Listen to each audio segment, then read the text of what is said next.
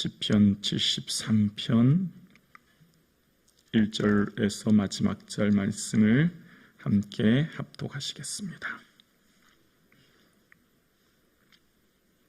함께요. 하나님이 참으로 이스라엘 중 마음이 정결한 자에게 선을 행하시나 나는 거의 넘어질 뻔하였고 나의 걸음이 미끄러질 뻔하였으니 이는 내가 악인의 형통함을 보고 오만한 자를 질투하였음이로다. 그들은 죽을 때 고통이 없고 그 힘이 강건하며 사람들이 당하는 고난이 그들에게는 없고 사람들이 당하는 재앙도 그들에게는 없나니 그러므로 교만이 그들의 목걸이요 강포가 그들의 옷이며 살찜으로 그들의 눈이 솟아나며 그들의 소득은 마음의 소음보다 많으며 그들은 능욕하며 악하게 말하며 높은 데에서 거만하게 말하며 그들의 입은 하늘에 두르고 그들의 혀는 땅에 두루 다니도다. 그러므로 그의 백성이 이리로 돌아와서 잔에 가득한 물을 다 마시며 말하기를 하나님이 어찌 알랴 지존하신 에게 지식이 있으랴 하는도다. 볼지어다 이들은 악인들이라도 항상 평안하고 재물은 더욱 불어나는도다. 내가 내 마음을 깨끗하게 하며 내 손을 씻어 무죄하게 한다 실로 헛되도다. 나는 종일 재난을 당하며 아침마다 징벌을 받았도다. 내가 만일 스스로 이르기를 내가 그들처럼 말하리라 하였더라면 나는 주의 아들들의 세대에 대하여 악행을 행하였으리이다. 내가 어쩌면 이를 알까 하여 생각한즉 그것이 내게 심한 고통이 되었더니 하나님의 성소에 들어갈 때에야 그들이 종말을 내가 깨달았나이다. 주께서 참으로 그들을 미끄러운 곳에 두시며 파멸에 던지시니 그들이 어찌하여 그리 갑자기 황폐되었는가 놀랄 정도로 그들은 전멸하였나이다. 주여 사람이 깬 후에는 꿈을 무시함 같이 주께서 깨신 후에는 그들의 형상을 멸시하리이다. 내 마음이 산란하며 내 양심이 찔렀나이다. 내가 이같이 우지무매함으로 주 앞에 짐승이 오나 내가 항상 주와 함께하니 주께서 내 오른손을 붙드셨나이다. 주의 교훈으로 나를 인도하시고 후에는 영광으로 나를 영접하시리니 하늘에서는 주 외에 내가 누구 있으리요 땅에서는 주밖에 내가 사모할 리 없나이다. 내 육체와 마음은 세약하나 하나님은 내 마음의 반석이시요 영원한 분기시라. 무릇 주를 멀리한 자는 망하리니 음녀같이 주를 떠난 자는 주께서 다 멸하셨나이다. 하나님께 가까이함이 내게 복이라.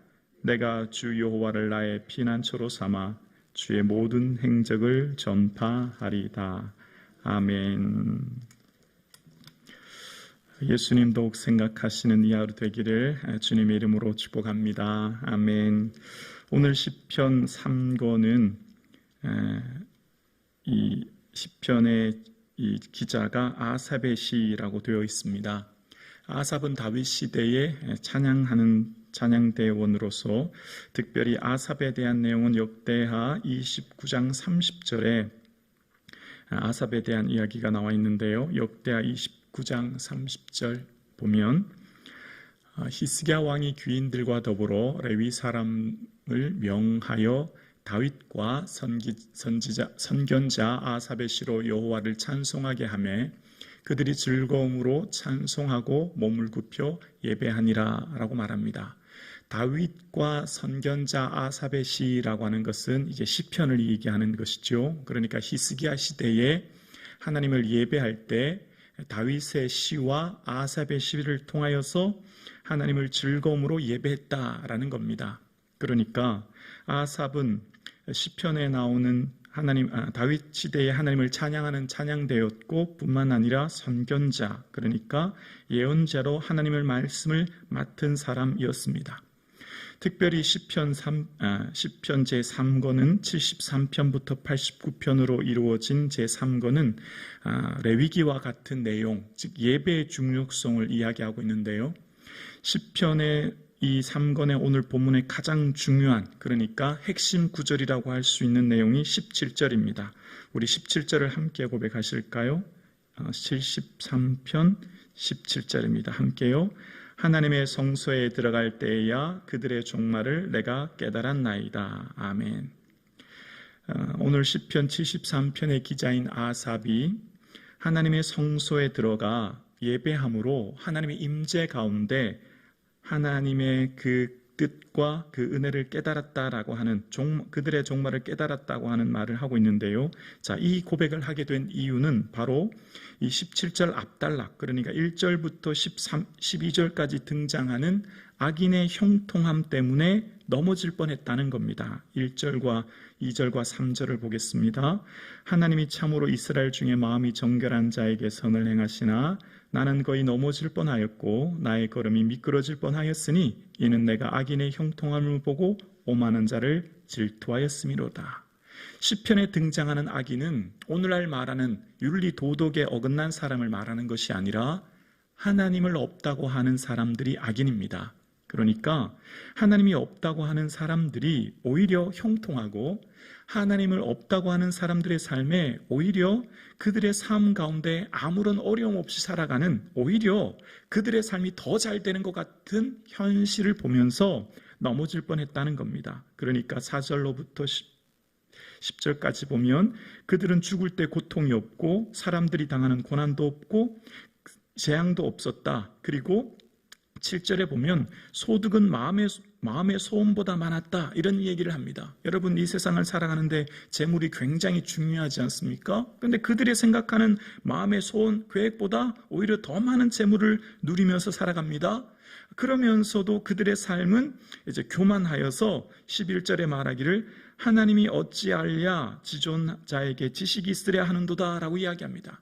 하나님이 있긴 뭘 있어, 하나님이 알긴 뭘 알아 라고 하면서 하나님에 대한 존재를 부인하는 그들의 삶 가운데 모든 삶이, 그럼에도 불구하고 12절에 보면 그들의 재물이 더 불어납니다. 볼지어다 이들은 악인들이라도 항상 평안하고 재물은 더욱 불어나는도다. 하나님이 어찌알랴, 하나님에 대한 존재를 인정하지도 않는 그들의 삶이 오히려 평안할 뿐만 아니라 재물이 더욱 불어나는 겁니다. 승승장구하는 인생을 살아가는 거예요. 그런데 그런 것을 보면서 내가 거의 마음에 시험이 들고 실족할 위기에 처해진 거예요. 13절입니다. 내가 내 마음을 깨끗하게 하며 내 손을 씻어 무죄하다 한 것이 실로 헛되도다.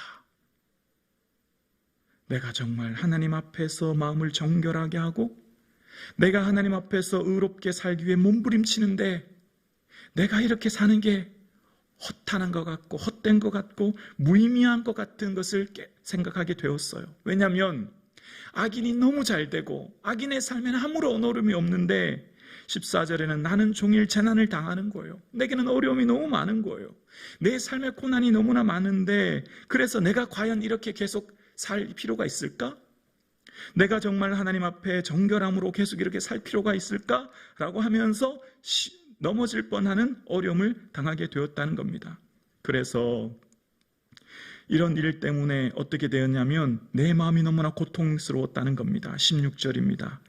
16절에 보면 내가 어쩌면 이를 알까 하여 생각한즉 그것이 내게 심한 고통이 되었더니, 아무리 이것을 머리로 생각하고 이해하려고 해도 이것을 알까 하여, 이것을 생각하고 이성적으로 깨달으려고 생각한즉 이것이 이해되지 않고 받아들여지지 않고 오히려 어떻게 되었다고요? 심한 고통이 되었다는 겁니다.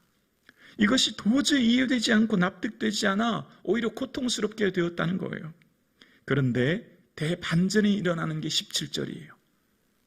아삽이 고백합니다. 하나님의 성소에 들어갈 때에야 그들의 종말을 내가 깨달았나이다.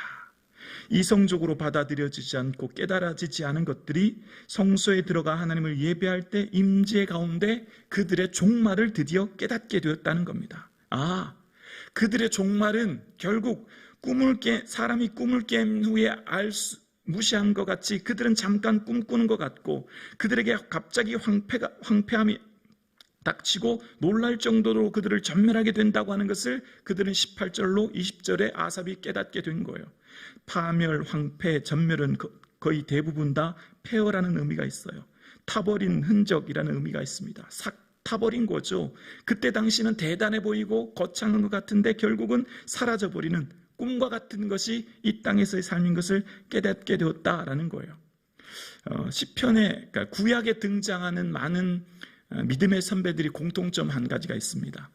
도저히 생각으로는 받아들여지지 않아요. 이성적으로 납득되지 않아요. 악인의 형통함, 내 삶의 고난의 문제. 이 두 가지 문제는 믿음의 선배들의 공통적인 고민이었습니다. 그래서 어떻게 해요? 실족할 뻔합니다. 그런데 그 믿음의 선배들의 한결같은 공통점 한 가지가 있어요.